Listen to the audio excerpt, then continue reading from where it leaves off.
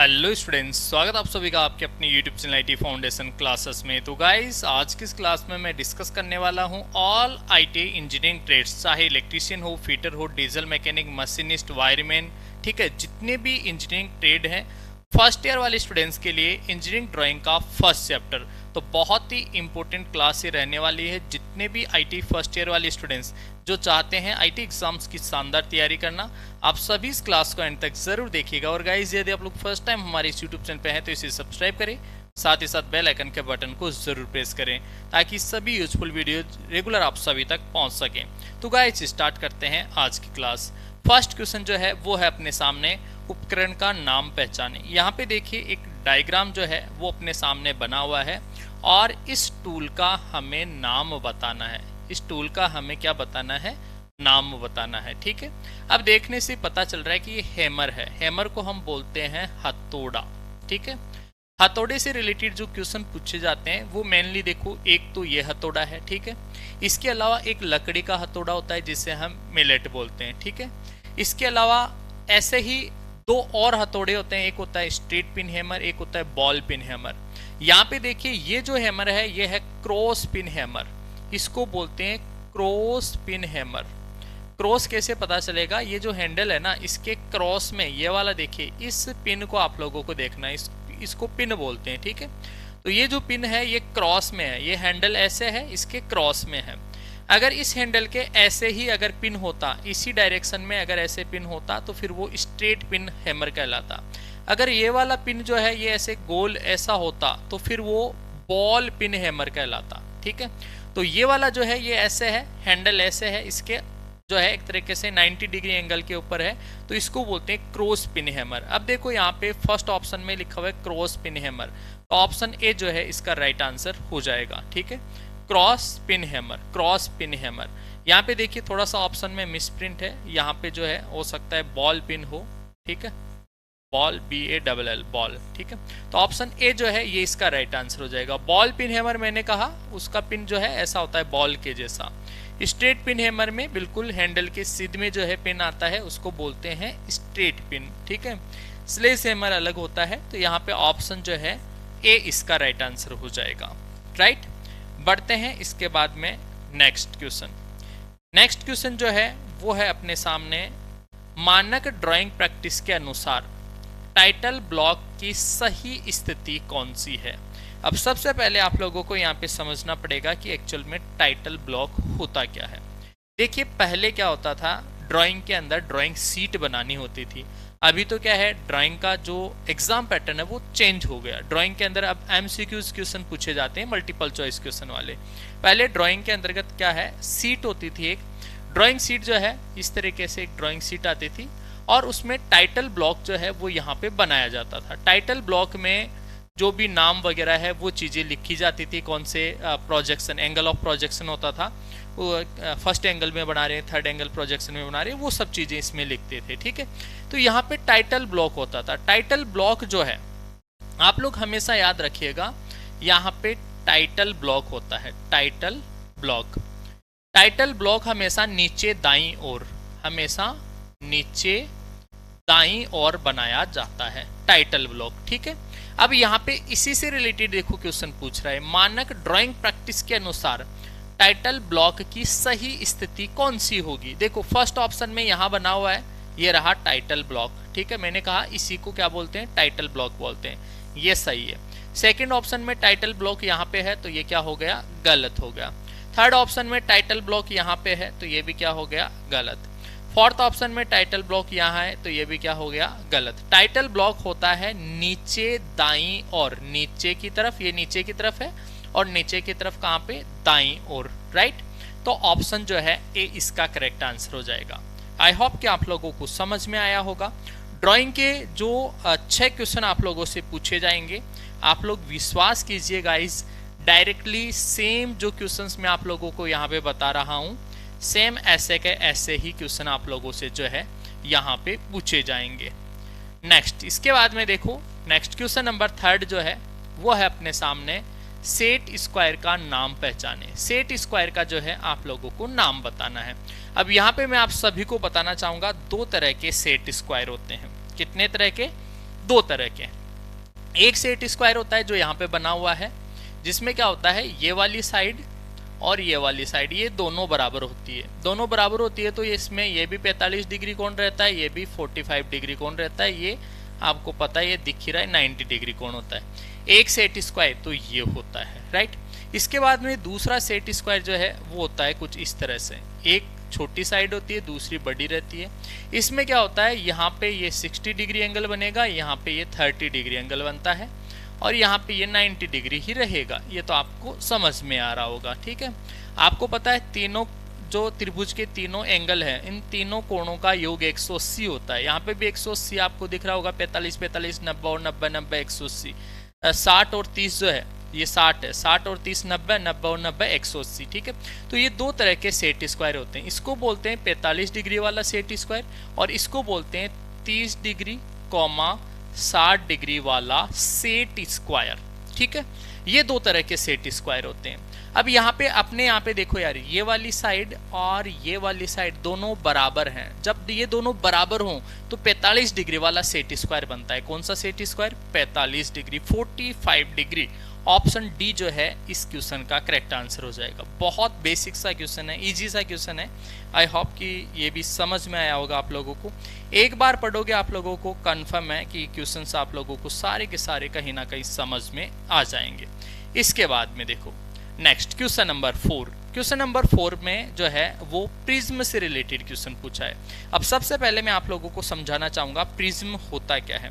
देखो यार, प्रिज्म जो है ना, प्रिज्म होता है जैसा बेस, जैसे मान लो कि बेस जो है अगर त्रिभुजाकार है, ठीक है, बेस कैसा है? त्रिभुजाकार, तो टॉप भी उसका त्रिभुजाकार ही होगा। ये बेस है, इसको बेस बोलेंगे, और ये क्या है? टॉप है। इन दोनों को ऐसे मिला दो तो ये प्रिज्म बन जाता है। मतलब जैसा आधार वैसा ही छत, इसको बोलते हैं प्रिज्म। इसको क्या बोलते हैं? प्रिज्म बोलते हैं गाइस। क्या बोलते हैं? प्रिज्म। तो यहाँ पे ये प्रिज्म में है क्योंकि इसमें यहाँ पे बेस है, यहाँ पे छत है, ठीक है। ये बेस और ये टॉप, जैसा बेस वैसा का वैसा टॉप, तो ये क्या है? प्रिज्म है। क्या है? प्रिज्म, ठीक है। अब ये बोल रहा है कि प्रिज्म का नाम बताओ। नाम कैसे पता चलेगा? नाम ये ऐसे पता चलेगा कि इसको देखो कि कैसी आकृति वाला है। अब ये अपन को वर्गाकार दिख रहा है, वर्गाकार, स्क्वायर के जैसा दिख रहा है। कैसा दिख रहा है? वर्गाकार। अगर इसका आकार वर्गाकार है तो स्क्वायर प्रिज्म हो जाएगा। अगर इसका आकार जैसे कि यहां मैंने बनाया ट्रायंगल है तो ये ट्रायंगुलर प्रिज्म हो जाएगा। ट्रायंगुलर प्रिज्म हो जाएगा, ठीक है, ट्रायंगुलर प्रिज्म हो जाएगा। तो फिलहाल ये स्क्वायर। अगर यहाँ पे पेंटागन हो, 5 भुजाओं वाला हो, 5 भुजाओं वाला, तो ये फिर पेंटागन प्रिज्म कहलाएगा, ठीक है। अगर 6 भुजाओं वाला हो तो षटभुज प्रिज्म कहलाएगा, या जिसे हेक्सागन भी बोलते हैं। 6 भुजाओं वालों को क्या कहते हैं? हेक्सागन कहते हैं, ठीक है। फिलहाल यहाँ पे 4 भुजाएं हैं, चारों बराबर है, तो स्क्वायर के जैसा है, स्क्वायर प्रिज्म कहलाएगा। ये क्या कहलाएगा? Square prism. ऑप्शन बी इसका राइट आंसर होगा, ऑप्शन बी, ठीक है। ऑप्शन बी जो है इसका करेक्ट आंसर हो जाएगा।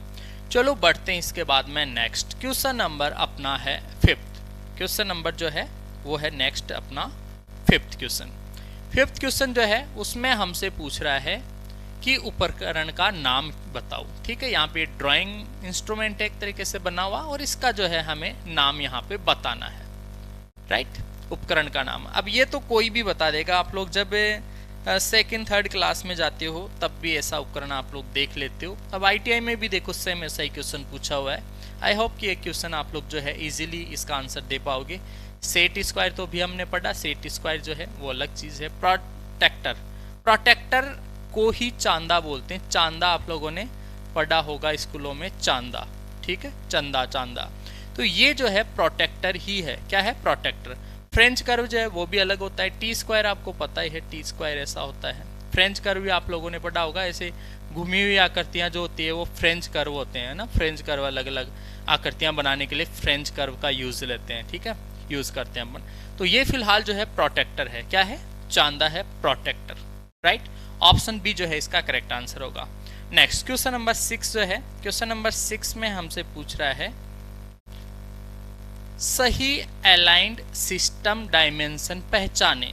काफी बढ़िया क्वेश्चन है। ये क्वेश्चन जनरली स्टूडेंट्स को समझ में नहीं आता, बट आई होप कि जो है यहाँ पे आप लोगों को जरूर समझ में आएगा। देखो यार मेरे लाडलों, थोड़ा सा आप लोग ध्यान से समझने का कोशिश कीजिएगा। सबसे पहले अलाइंड का मतलब समझो। अलाइंड सिस्टम का क्या मतलब है? अलाइंड, अगर ये वर्ड आप लोगों को, ये शब्द अगर आप लोगों को समझ में आ गया तो मुझे पूरा भरोसा है कि ये क्वेश्चन भी आप लोगों को समझ में आ जाएगा। अलाइंड का मतलब होता है एक ही लाइन में। अलाइंड का क्या मतलब है यहाँ पे? एक ही लाइन में। अब देखो यार, एक ही लाइन में कौन से जो है उसमें डायमेंशन है। डायमेंशन का मतलब होता है जो विमाई, ये विमाई दे रखी है ना, यहाँ पे लिखा हुआ है, ये सारी की सारी विमाई एक ही लाइन में होनी चाहिए।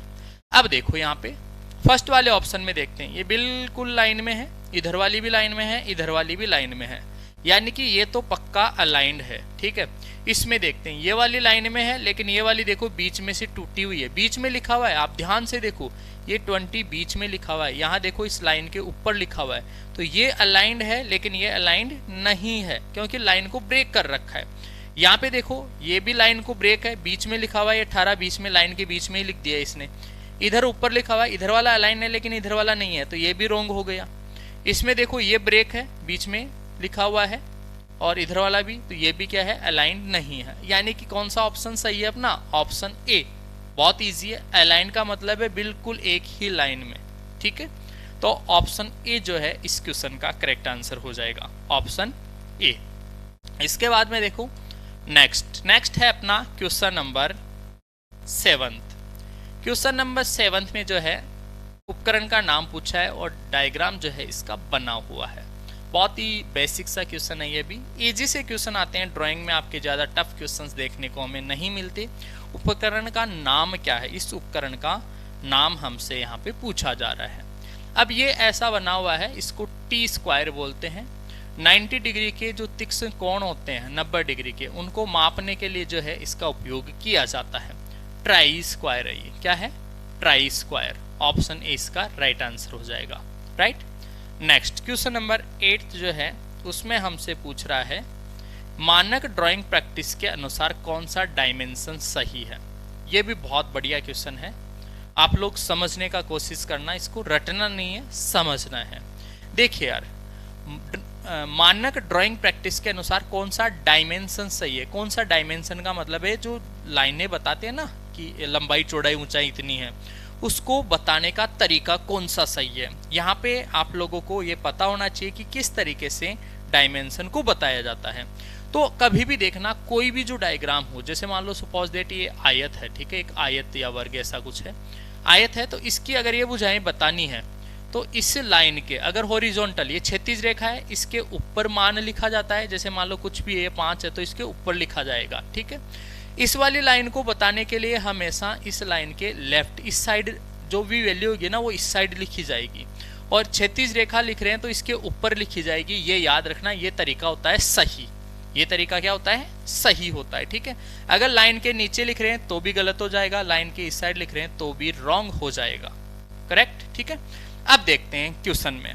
क्वेश्चन में यहाँ देखो, ये मैंने कहा लाइन के ऊपर होना चाहिए, लेकिन ये लाइन के नीचे है, ये हो गया गलत। इसमें देखो ये भी लाइन के नीचे, ये भी लाइन के नीचे, हो गया गलत। इसमें देखो ये लाइन के ऊपर है, ये लाइन के नीचे है, और ये लाइन के इस साइड है, तो ये तो सही है, लेकिन ये क्या हो गया? गलत। यहाँ वाला देखो, ये लाइन के ऊपर है, बिल्कुल सही है, ये भी लाइन के ऊपर है, सही है, और ये जो वर्टिकल ऐसे खड़ी लाइन रहती है इसकी इस साइड होना चाहिए, तो इस साइड ही है, ये भी क्या है? सही। यानी कि ये वाला जो विमा दर्शाने का तरीका है वो सही है। ऑप्शन डी जो है इसका राइट आंसर हो जाएगा, ठीक है। ऑप्शन डी, ये वाला तरीका सही है, तो ऑप्शन डी जो है इसका करेक्ट आंसर हो जाएगा, राइट। आई होप कि आप लोगों को समझ में आ रहा होगा। बहुत ही इजी क्वेश्चन जो है आपके ड्राइंग में देखने को मिलते हैं गाइस। नेक्स्ट देखो, नेक्स्ट क्वेश्चन नंबर 9 जो है वो है अपना यहाँ पे क्वेश्चन नंबर 9। इसमें हमसे पूछ रहा है compass use to drive. Compass जो है, कंपास को आप लोग स्कूलिंग में आप लोगों ने पढ़ा होगा। कंपास जो है, कंपास क्या होता है? प्रकार, जिसे आप लोग बोलते हो ना प्रकार, कंपास, जिससे आप लोग वर्त वगैरह बनाते हो, वो कंपास ही होता है, कंपास। तो कंपास का उपयोग, एक मैग्नेटिक कंपास भी आता है, चुंबकीय सुई, वो अलग है। यहाँ ड्राइंग का टॉपिक हम पढ़ रहे हैं, तो ड्राइंग वाला कंपास, ठीक है। वहाँ पे कंपास का उपयोग किसे बनाने के लिए? आयत। आयत कैसे बनाएंगे भाई? आयत तो ऐसा रहता है ना, आयत कंपास से थोड़ी बनाएगा। कंपास से हम वर्ग वगैरह, चाप वगैरह वो काटते हैं। स्क्वायर भी नहीं बना सकते, स्क्वायर ऐसा होगा, ठीक है, स्क्वायर स्क्वायर नहीं बना सकते। वर्त बना सकते हैं, वर्त भाई ऐसा होता है, ठीक है। वर्त, त्रिभुज भी नहीं बना सकते, ये भी नहीं बना सकते, ये नहीं बना सकते, ये नहीं बना सकते। क्या बना सकते हैं? सर्किल बना सकते हैं, वर्त बना सकते हैं, क्या बना सकते हैं? वर्त बना सकते हैं, राइट। बहुत ही इजी क्वेश्चन। नेक्स्ट देखो, नेक्स्ट क्वेश्चन है सामग्री, जो सामग्री का पारंपरिक चिन्ह पहचाने। ये कौन सी सामग्री का पारंपरिक चिन्ह है? कन्वेंशनल सिंबल किसका है? कौन सी सामग्री का?